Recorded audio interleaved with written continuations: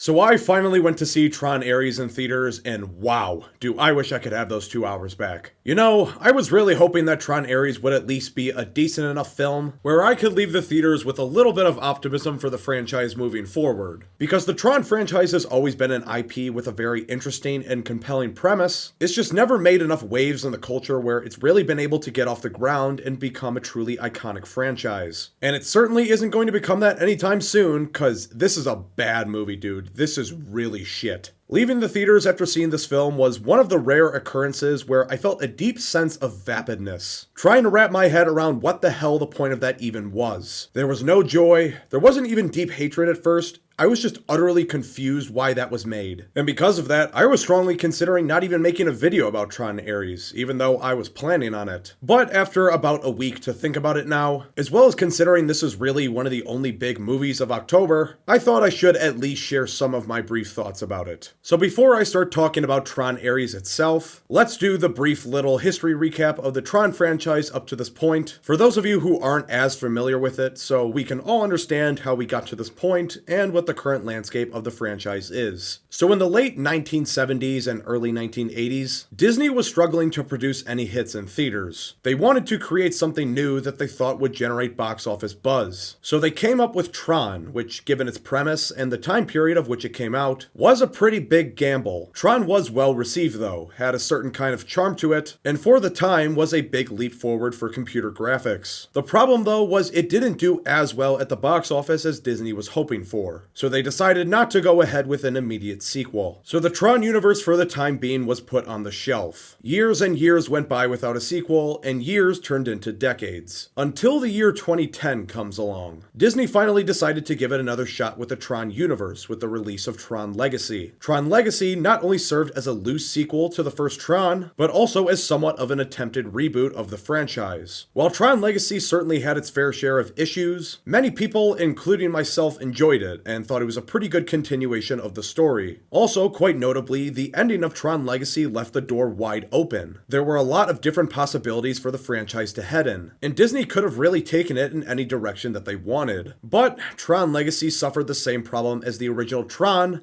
that being box office draw. While Tron Legacy didn't do poorly, it also didn't do great. It underperformed from what Disney were hoping for. So, as such, any possible plans for an immediate sequel were scratched, and the Tron franchise was once again put back on the shelf. So skip forward 15 years to now. Over the past decade, Disney has destroyed everything that they own or put their hands on, to the point where now they almost have nothing left. With almost everything that they put out nowadays losing money, Disney has now decided to throw a Hail Mary by taking the Tron franchise off the shelf once again, and hoping that the third time is a charm. And that's where we find ourselves currently with the release of Disney's Tron Ares. And I can comfortably say that this is by far the worst Tron movie, and it's not even close. There are things in this film that you can maybe overlook if you had to, like bad acting, a terribly mixed and obnoxiously loud soundtrack, a lack of grid sequences, which has always made the Tron movies cool in the first place. But Tron Ares sucks because it fails in all three of what I consider to be the essential pillars of filmmaking. Pillars where if you don't possess all three, then you're not going to have a great movie. And those are story, character development, and theme. So let's start with the story, shall we? Described at its most simplest level,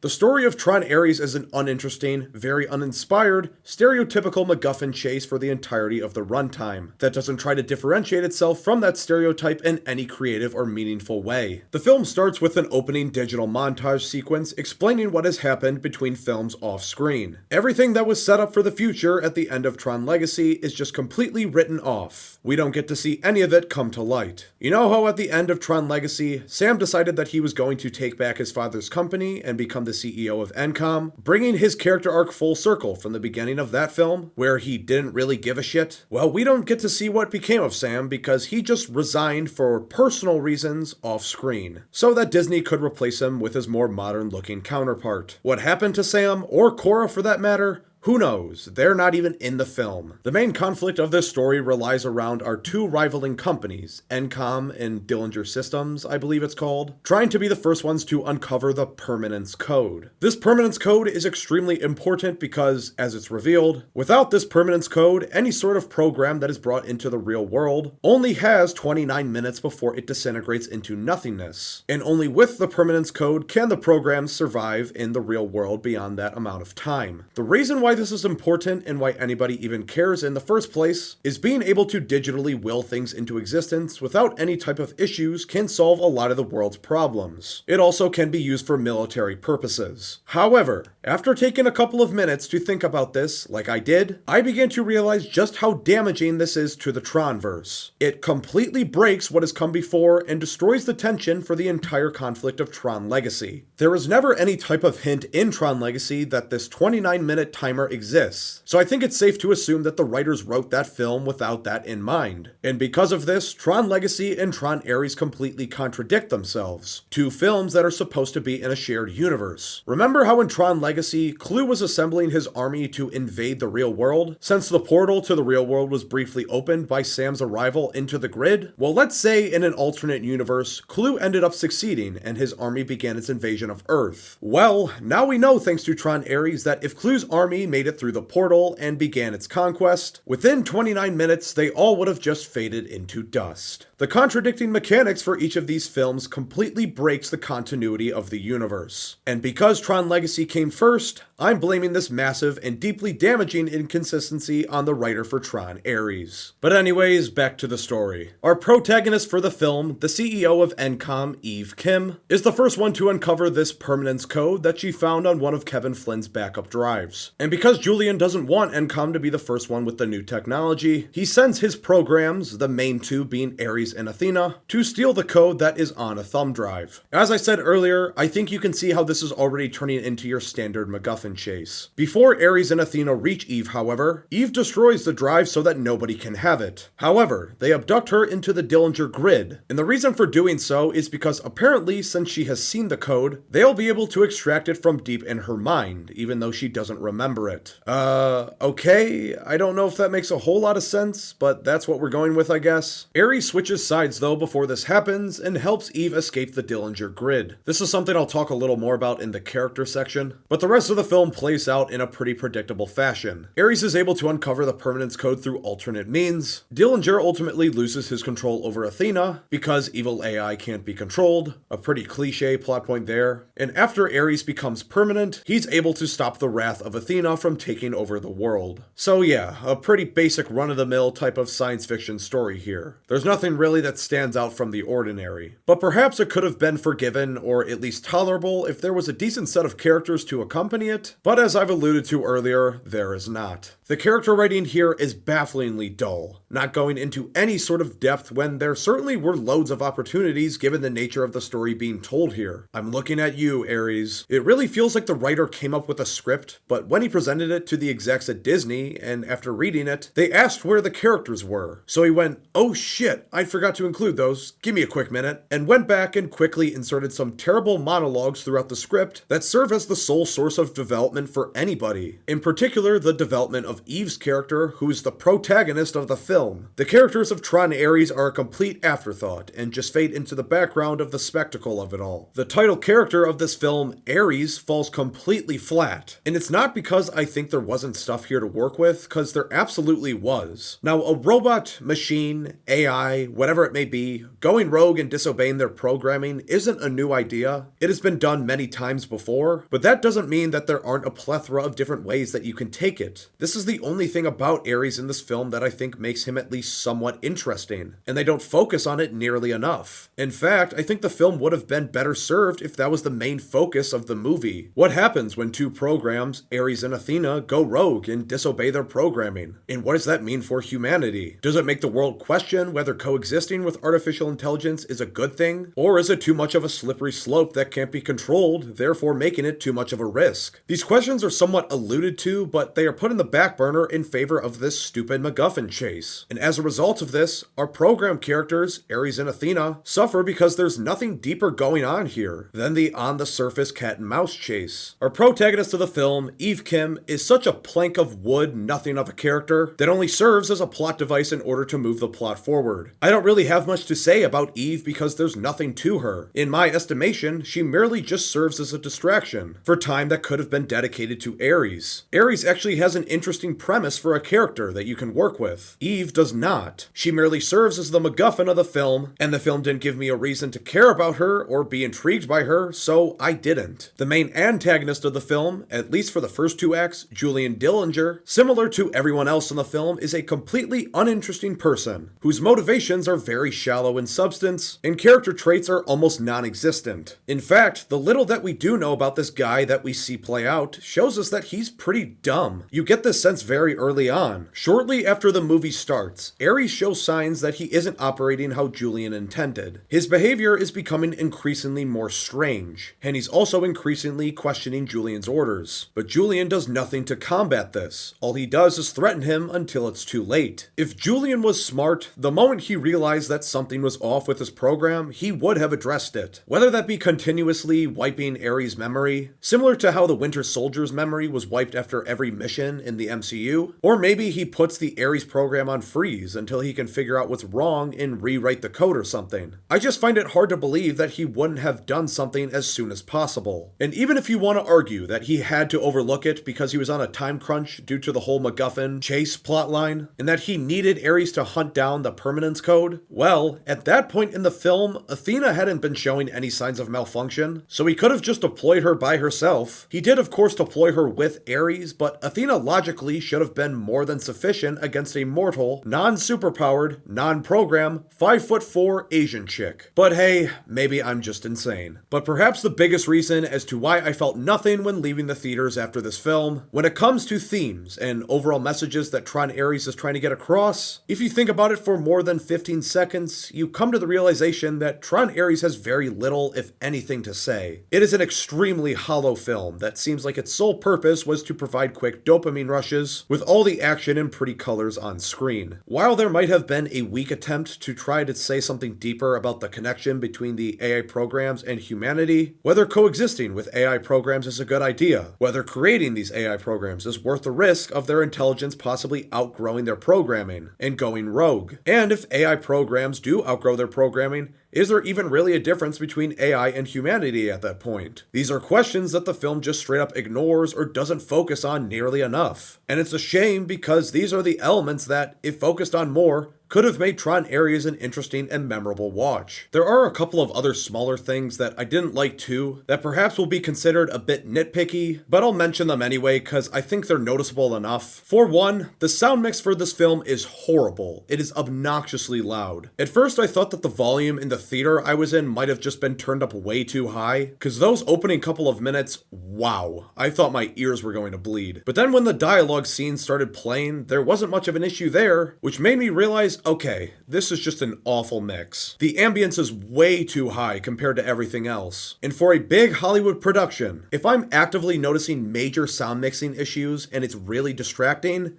that's a huge problem. Lastly, the final thing that I was quite disappointed by was the lack of sequences in the grid. Sure, I know it was clear in the film's marketing that this was going to be a story about the programs coming to us, I get that, but I think I just wanted to see a little more time in the grid, because that's what makes the Tronverse so fucking cool in the first place. Yes, there's a little bit of time in the Dillinger System's grid, but really we don't get to see a whole lot of it, and from what we did see, I don't think it was as aesthetically imaginative as the grid from Tron Legacy. There's also the brief cameo bits in the original Tron grid, but that was all just done for Jeff Bridges' nostalgia points, so it felt pretty cheap. Honestly, probably the coolest part of the film as it relates to grid-related stuff was the heist scene when the Dillinger programs break into the Encon system. Why couldn't we get some more of that? But hey, I guess I'll just shut up and consume the product. Clap like a seal, cause hey look, it's Jeff Bridges!